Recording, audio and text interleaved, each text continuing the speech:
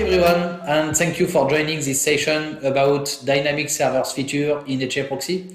This will be introduced to you by Amaury as a core developer and myself as principal solutions architect, both of us here at HAProxy Technologies.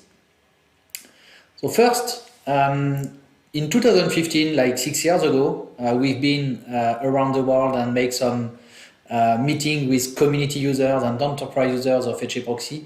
And we queried people about what would be their use case, their needs, and many people came back to us with the microservice pattern that would come sooner or later into their infrastructure. So by microservice, we mean that you have one big monolith application that you are going to split into smaller services. And because of this change in the paradigm of deploying your application, there will be also changes in the way they want to consume load balancers and load balancing. So basically, they told us that they don't almost never need to create or remove front-end and binds in the HAProxy configuration. They told us that they weekly need to create or remove backends. So that basically when you create or remove a service into your microservice architecture. And they told us that regularly, several times per minute, they need to create, remove, or change server parameters. So since they provided this type of information, we already introduced a lot of features in HAProxy which allows you to change server parameters. So basically, in 1.5, people were able to change the adjoint, health, state, and weight of each server. 1.6, through the DNS, we brought the ability to change the server IP address. In 1.7, we brought the ability to change the port and the check port. And all of this, people can use it to create some backends with server placeholder and then change the server parameters when they scale in, scale out their application. It was good up to that time. That said, the real feature that people was really expected was, can I create a backend with no servers and be able to populate it as soon as my application grows? And this is what Amaury is going to speak, to tell us about. Okay, thank you, Baptiste. So now, what are dynamic servers on the technical side? So, as Baptiste described, dynamic servers are the ability to be able to create or remove servers at runtime without restarting HAProxy. This new feature is implemented with a new set of two new CLI commands. Note that they are only available if the stat socket is declared with the admin level on the configuration. We will show you that on the demo. And also, these two new commands are only available on experimental mode. This means that you have to prefix every add server or del server command with an explicit experimental mode on. We have done this because this feature is currently, we do not have a lot of feedback on it from clients, but rest assured that we have tested it on our side pretty well, and it's been developed since 2.4 and now on 2.5. Most notably, we have a regression test on it, and so we are pretty confident despite the experimental mode. So do not hesitate to test it. The new command add server will be able to reuse a subset of keywords from the server configuration line. This means that you do not have a new syntax to learn. You can just reuse the same keyword from the configuration. According to your HAProxy version, not all the keywords are available for dynamic servers. Most notably, on the 2.4, there was only a small subset of keywords implemented. But on 2.5, we have extended it quite a lot with most notably SSL and checks supports for dynamic servers. So now for the upcoming 2.5, we have a pretty good scope of keywords covered for dynamic servers. A little point on terminology. On this presentation, I talk about dynamic servers. So these are the servers that are created at runtime by opposition to static servers, which are the servers which are present on the configuration file. There is no big difference on the servers. They behave the same at runtime. It's just that they are populated with a different way. A last point, when you create a dynamic server, no keyword will be inherited from default server configuration. On the configuration file, it's possible to use the default server to specify keywords and be able to reuse it for the static servers on the configuration without having to repeat the keywords. For dynamic servers, we have chosen to not inherit from default server statements. This is because dynamic servers can be created at runtime and sometimes by users who do not know precisely the configuration and possible default server statement. So to not trap users with behaviors unexpected, we have chosen to not inherited keywords from default server. This means that simply you have to specify every keyword to each add server command. So I talked already about it. So these are the two new CLI commands available to create and remove dynamic servers. They are simply named add server and del server. You specify the existing backend and then slash the name of the new server. Servers are created in disabled state. This means that when you create a dynamic servers, you cannot use it immediately. You have to use the already existing command enable server to be able to put the server on the running state. The checks are also disabled for dynamic servers, so both checks and agent check. So you have also to use enable else and enable agent on dynamic servers when they are created with it. A little note about interaction of dynamic servers with reload. So if you imagine you create some dynamic servers via the CLI and then you use the reload command. If you do this, all the dynamic servers created will be removed from HAProxy and you will lost them. So how to be able to use servers with the reload?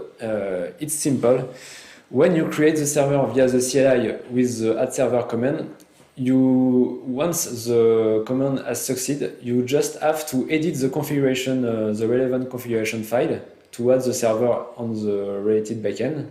And when HAProxy will reload itself, it will read the new configuration file with the servers now present. We have chosen to not use the server state file to populate dynamic servers. This is because the server state file has legitimate use, legitimate usage, but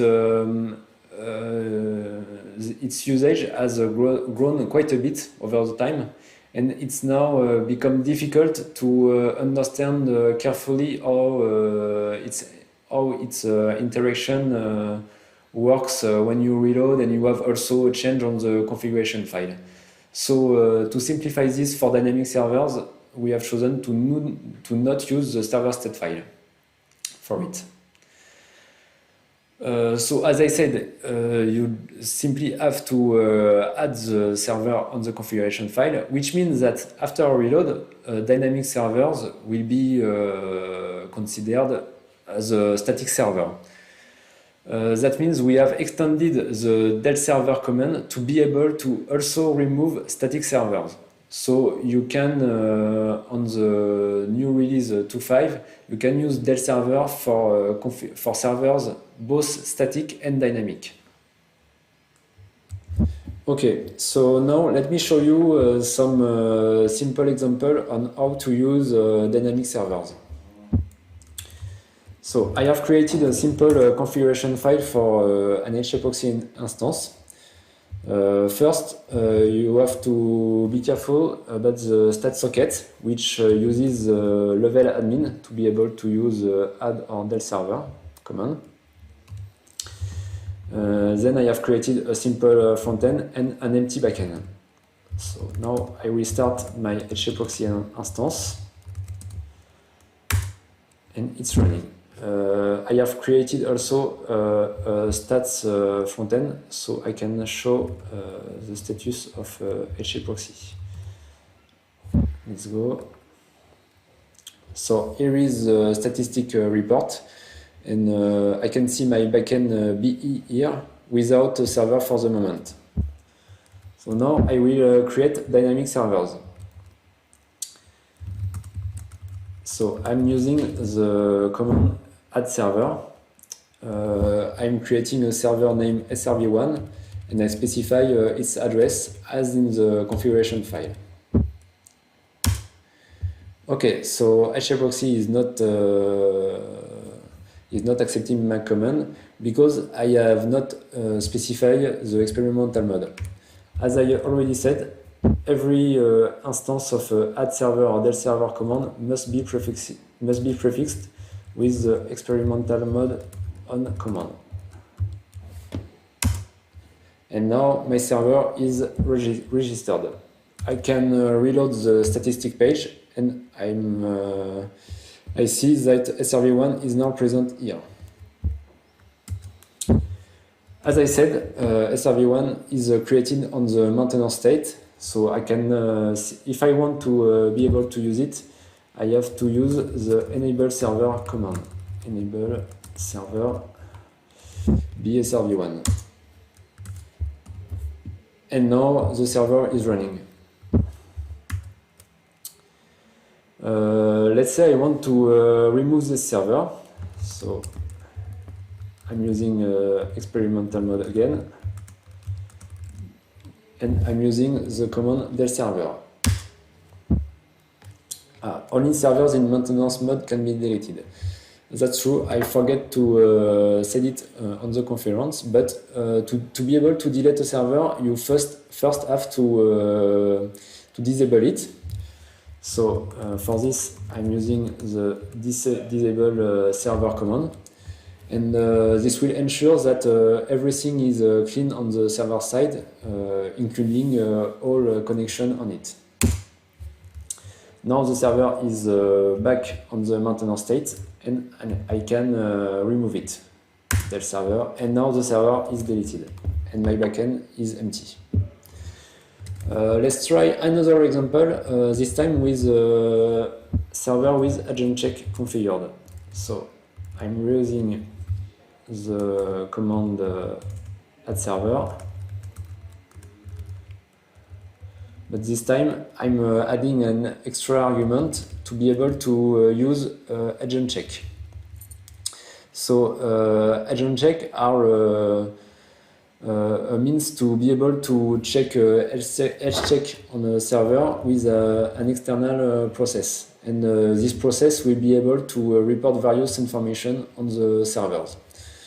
What is interesting is that agent check can be able to specify if the server is up or down. So for dynamic servers, I can only enable agent check, and it will automatically enable the servers if the agent reports the status accordingly.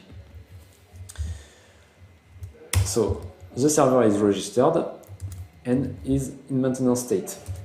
No, just the agent check is not enabled for the moment on the server. I will start a simple process for agent check, and for this I'm using a simple while through loop. with netcat, and I will report the string up ready to HAProxy, and this will instruct HAProxy that the server is up. So it will automatically enable once the agent check is activated. So now the agent is running, and I still have to execute the command enable agent. So enable agent B SRv1. And if I'm looking at the HAProxy output, HAProxy has received the status of the agent, and automatically the server SRv1 is now on the up state. And let me show you the statistic page. And it's okay, the server is now running and I can use it. Okay, that's all for the demonstration. So now, what are the current limitations of dynamic servers? So dynamic servers have to be created on existing backend on the configuration. This backend must use compatible load balancing algorithm. This means you cannot use static RR or an algorithm which uses non-consistent hashing method. Basically, you can use every algorithm where you can change dynamically the weight of the server at runtime. Also, some server keywords are not available, like for example cookie. For some, it's mainly because it's not straightforward to implement. If you had any need on this, do not hesitate to contact us, and we'll see what we can do on it. Thank you, Amaury, for this brilliant demonstration, and I hope people will find a lot of use cases for this new feature. Typically, this type of feature can be used in dynamic environments, of course, Kubernetes, and I guess our development team will also upgrade the Kubernetes ingress controller to leverage it. When you use HAProxy with Consul or within public clouds, and keep in mind that the data plane API can monitor the service registry from AWS, for example, and then configure HAProxy, and that's typically another place where we would like to use such type of feature. We introduced this talk about, speaking about microservices, and of course microservices will be another pattern where we are going to use and benefit from this type of feature. The next big one, that would be service mesh. So when you want your service to talk to other services, but you don't want to implement the network functions within your business development, then you rely on a third-party proxy, which itself has to learn the network configuration and to apply it. And that's typically another good use case for this type of feature. Later, in next releases of HAProxy, we will find a new coming feature that maybe you will have a talk about, which is the HTTP client with binding within Lua.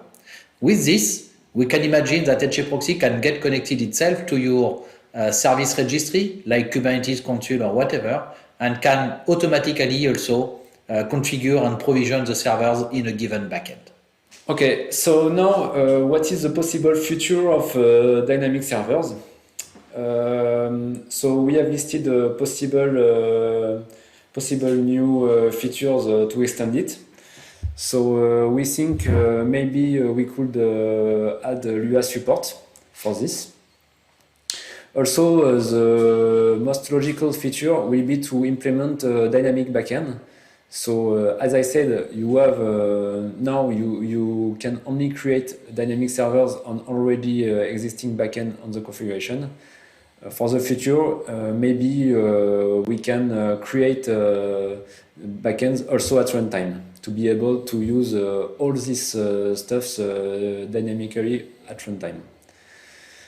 And feel free to suggest any suggestion you have or any need, and we'll see what we can do. Now it's time for question and answers.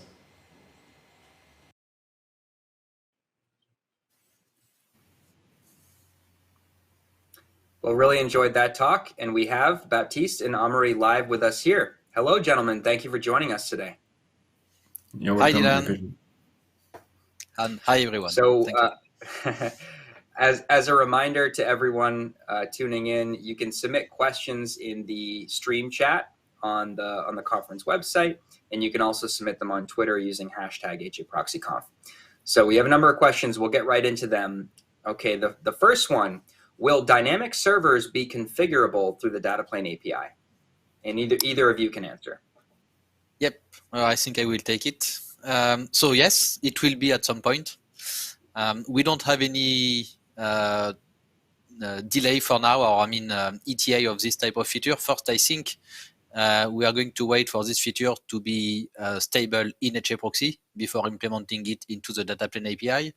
But definitely the purpose of the data plane API is to be state of the art compared to HAProxy. So whatever is doable dynamically in HAProxy will be exploited by the data plane API at some point in time, definitely. And there's a follow-on to this. Can you describe what the challenge was before this feature was available? It had to do with the reloads. Yes, so either you had to generate your own config file and create servers manually or using a script, and then reload HAProxy yourself. Or what we did also in the ingress controller for Kubernetes is that we leverage the server template feature, and then we created backends with like 10 or 20 or whatever number of servers you wanted. And then the ingress controller was able to change some server parameters on the fly because HAProxy allows this already. But it's a big headache, I would say, to manage because you have to remember some state, etc. And so having an API which allows you to create or delete servers directly instead of changing parameters of existing slots will be a real game changer and will make things much easier for everyone. And having you both live, it seems like people are very keen on roadmap questions. So this is another roadmap question. Will HAProxy implement XDS? No. Sorry for this type of answer. So we don't know. I mean, XDS is a very specific protocol made for some other proxies. Definitely, we are going to have something which will be close to that. I already mentioned this into my keynote yesterday. Sorry about that. So basically, we have some features coming in HAProxy, like the HTTP client, that will allow HAProxy to get connected to third party and collect data from third party APIs and then apply this into your running config. So creating servers, removing servers, updating TLS certificate, etc., etc. All of this can be done today or will be available very soon tomorrow. Now, whether we can make this compatible with XDS format, cool, then we have XDS implemented, and whether it will be something different, then it will be cool as well because it will fix problems for many people anyway. Well, that's a much more elaborate answer than just saying no. So thank you for that. Yes. Okay, so adding and removing servers in HAProxy dynamically, that's necessary in modern architectures where you have things like microservices, service discovery, or auto scaling. Can you put this into context for the audience again? How have architectures changed over the past few years?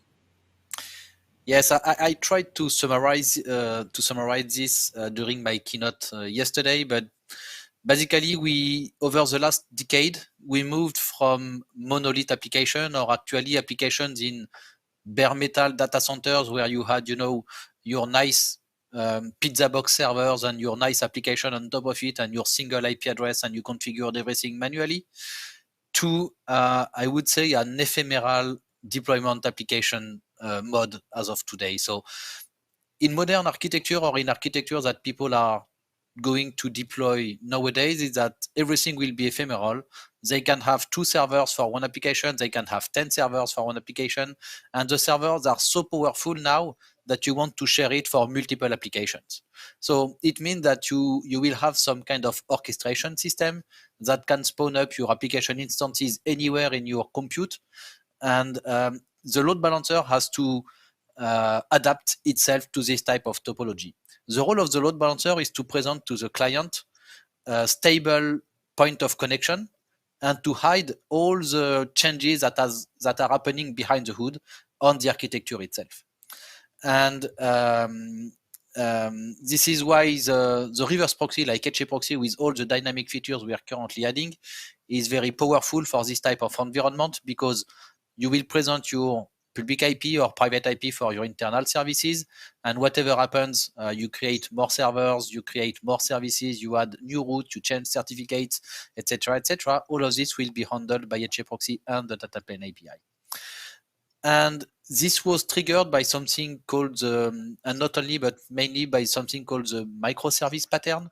And the role of the microservice pattern is to break your big chunk application into smaller chunk. Imagine you take an e-commerce website, then you have a page with a lot of type of information that could come from different type of services. You have your cart, which could be a service by itself. You have the catalog, which could be another service. You have your profile, which could be another service. With a monolith, when you were loading this type of page, then the PHP or Java code was just getting connected to various type of databases to compile the page itself and then forward you the data.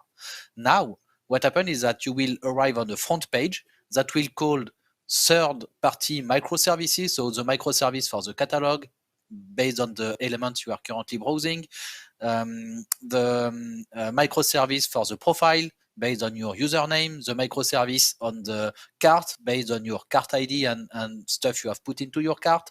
And each of these third-party calls will be done through another load balancer. So usually we speak about north-south traffic for client to the platform and east-west for microservices between all of them. And as you can see, some microservice can require frequent changes of code, and they can also require scale in, scale out, and this is where this type of dynamic server feature would make sense, because each time you scale out a service, then you can just create more servers. Each time you scale it in, then you will just remove servers from the backend. As simple as that. Yeah, and that's a great tie back to your keynote yesterday, and really speaking about how the project has evolved and really kept pace with these changing architectures over the years and continues to do so. Yes. All right. So the next question we have, this is about experimental mode that you spoke about. So you mentioned the new CLI commands are in experimental mode. Can you talk more about that? Can you elaborate for the audience on this experimental mode? Yes. So this is for me. So I misphrased it on the conference, but what is really required to use actually the add and del server is you have to use an explicit experimental mode on command before using the new commands on every new CLI session. So let's say you have an automation tool that connects on the CLI. It has to use once the send experimental mode command, and then you can use every add or del server during the CLI connection. Why the experimental mode is required? As I already said, it's because mainly we do not have a lot of users' feedback on the dynamic servers feature for the moment. It's probably because it was implemented in the 2.4, so it's a recent feature. And on 2.4, we did not have support for checks and SSL, which are a must-have for a lot of users who are asking it for dynamic servers, and so they cannot use dynamic servers on this version. Now on 2.5, we have implemented SSL and checks, so we expect dynamic servers to be more used by the users now, and probably in 2.6 the experimental mode could be removed. So do not hesitate to test it and report it feedback, good or bad, to us. Yep. Thank you. Great. So thank you to you both for not only for the presentation, but for joining us for this live Q&A. I hope this has been insightful for everyone. Really appreciate you both joining, and I really hope you enjoy the rest of the conference. Thank you. Thank you. Thank Bye. you very much.